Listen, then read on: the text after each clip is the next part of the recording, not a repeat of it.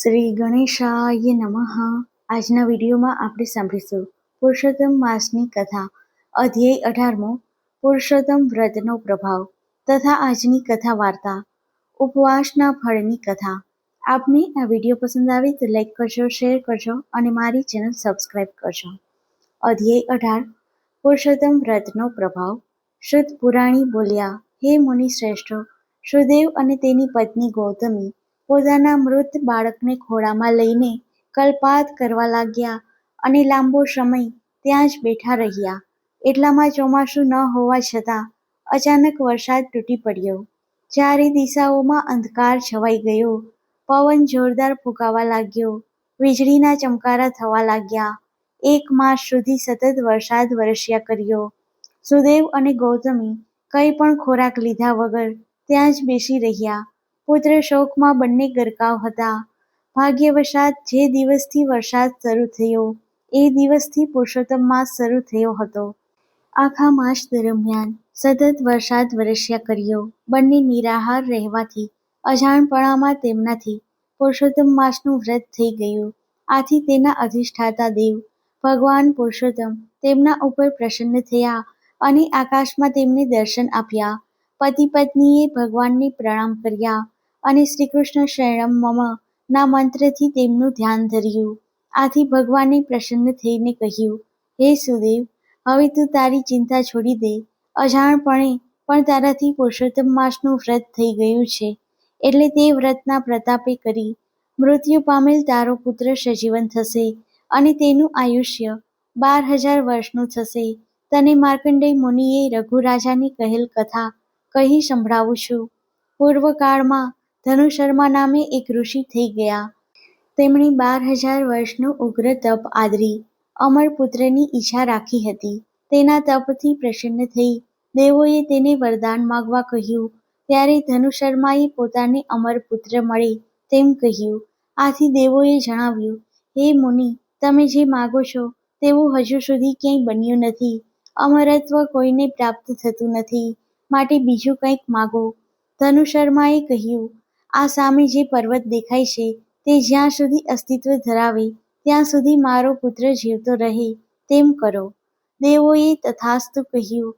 સમય જતાં ધનુશર્માની પત્નીએ દેવાંશી પુત્રને જન્મ આપ્યો. ઉંમરલાયક થતા પુત્રને મુનિએ કહ્યું, તું કદાપી કોઈ ઋષિ મુનિઓનું અપમાન કરીશ નહીં. આવી શિખામણ આપવા છતાં ઉદ્ધત પુત્ર વારંવાર ઋષિ મુનિઓ અને બ્રાહ્મણોનું અપમાન કરવા લાગ્યો. એક સમયે તેણે મહર્ષિ નામના ઋષિ શાલિગ્રામની પૂજા કરી રહ્યા હતા. તે વખતે તે મૂર્તિને શ્રીફળથી ઉઠાવી લઈ કૂવામાં નાખી દીધી. તેના આ અપકૃત્યથી ઋષિ ક્રોધે ભરાયા અને તેને શ્રાપ આપ્યો, તારું આ ક્ષણે જ મૃત્યુ થાવો. પણ આ ઉદ્ધત છોકરાને કંઈ પણ થયું નહીં. આથી મહર્ષિ ઋષિએ સમાધિ લગાવી જાણી લીધું કે આ સરળતાથી મરે તેમ નથી. ઋષિએ જોરદાર નિશાસો નાખ્યો કે તેમાંથી હજારો પાડાઓ ઉત્પન્ન થયા અને તેમણે પર્વતના ચૂરે ચૂરા કરી નાખ્યા. તેની સાથે ઉદ્ધત બાળકનું મરણ થયું. ભગવાને સુદેવને કહ્યું, આ કથા પરથી તારે બોધ લેવો જોઈએ કે હઠ કરીને કંઈ મેળવવાથી તેનું પરિણામ સારું આવતું નથી. તારો પુત્ર સજીવન થઈને હજારો વર્ષનું આયુષ્ય ધરાવતો થશે. તું બ્રહ્મલોકમાં જઈશ, ત્યાં 1000 વર્ષ સુધી ઐશ્વર્ય અને સમૃદ્ધિવાળું રાજ્ય ચલાવીશ. આથી સુદેવે વિષ્ણુ ભગવાનને પૂછ્યું, મારા ઉગ્ર તપને કારણે આપ પ્રસન્ન થવા છતાં તે સમયે મને પુત્રફળ આપ્યું ન હતું, જ્યારે આજે તમે પ્રસન્ન થઈને મારા પુત્રને સજીવન કર્યો, તેનું શું કારણ છે? પુરુષોત્તમ મહાત્મ્યનો પુરુષોત્તમ વ્રતનો પ્રભાવ નામનો 18મો અધ્યાય સંપૂર્ણ. હવે પુરુષોત્તમ માસની પાવન કથા સાંભળીશું. ઉપવાસના ફળની કથા. એક નગરીમાં અતિ સ્વરૂપવાન બ્રાહ્મણ કન્યા રહેતી હતી. તેને મા બાપ ન હતા, ભાઈ બહેન ન હતા. માતા પિતા એના માટે થોડી મૂડી મૂકી ગયા હતા. તેના ઉપર કન્યા પોતાનો નિભાવ કરતી હતી. તે ઘરમાં એકલી હોવાથી તેણે એક દાસી રાખી હતી. તે 24 કલાક તેની પાસે રહેતી. કશું કામકાજ ઉપરાંત કન્યાની દેખભાળ દાસી રાખતી. માતા પિતા ધાર્મિક વૃત્તિના હતા. તેનો વારસો કન્યામાં ઉતર્યો હતો. તે આખો દિવસ પૂજાપાઠ, પ્રભુ સ્મરણ, વ્રત નિયમ, કથા વાર્તા વાંચવામાં ગાળતી. મહિનાના 30 દિવસમાં તે 10 દિવસ નકરડો ઉપવાસ કરતી ને 7-8 દિવસ એકટાણું કરતી. એવામાં પુરુષોત્તમ માસ આવ્યો. બ્રાહ્મણ કન્યાએ પુરુષોત્તમ માસનું વ્રત લીધું. તે રોજ સવારે નદીએ સ્નાન કરવા જાય, કાંઠા ગોરમાનું પૂજન કરે, કથા વાર્તા સાંભળે, ઉપવાસ કરે અને આખો દિવસ પ્રભુ ભજન કરે. દાસી તેનું કામકાજ કરે અને સવાર સાંજ ભરપેટ ખાય. આમ કરતા 15 દિવસ વીતી ગયા. દાસી એકાએક માંદી પડી. અંતે એની માંદગી એટલી બધી વધી ગઈ કે તે તો પથારીવશ થઈ ગઈ. ઊભા થવાની શક્તિ પણ તેનામાં ન રહી. રોગ અસાધ્ય હતો, કંઈ ખાવાનું ભાવતું ન હતું. બ્રાહ્મણ કન્યાએ ખૂબ સારવાર કરી. વૈદ્યોને બોલાવવામાં આવ્યા. તેમના તરફથી ઈલાજ થવા લાગ્યા, પણ માંદગી ઘટવાને બદલે વધતી જ ગઈ. દિવસે દિવસે તેનું શરીર દુબળું થતું ગયું. આંખો નિસ્તેજ થતી ગઈ. મોત નજીક દેખાતા દાસીએ બ્રાહ્મણ કન્યાને બોલાવી ક્ષીણ અવાજે કહ્યું, મારો અંત સમય આવી ગયો છે. બધાય વર્ષ પાણીમાં ગયા. મહામોંઘો માનવદેહ મને મળ્યો, પણ હું તેનો કંઈ સદઉપયોગ કરી શકી નહીં.